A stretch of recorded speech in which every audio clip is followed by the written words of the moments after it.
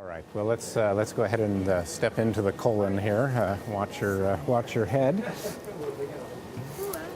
So we start off with a representation of the normal inner lining of the colon, which isn't really yellow. In reality, it's more of kind of a pinkish whitish color, and then all these little lines are little blood vessels that you can see through the lining of the colon, because the colon has a very good blood supply, so they can absorb water and so forth. They're sort of showing these little folds here.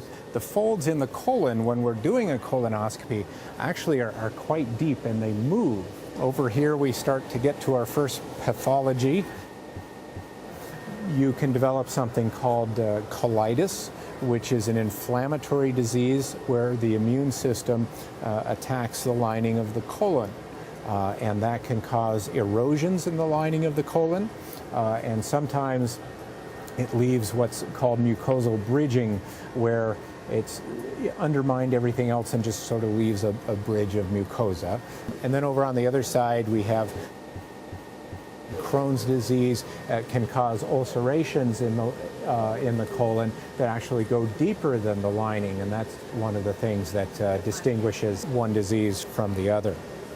And this is a disease that's more likely to be seen in younger folks. We're starting to see polyps. Now, polyps are little growths on the lining of the colon. They're very common.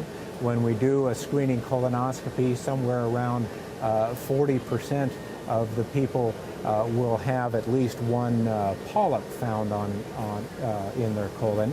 Not all of those are a type that can turn into colon cancer, but most of them are.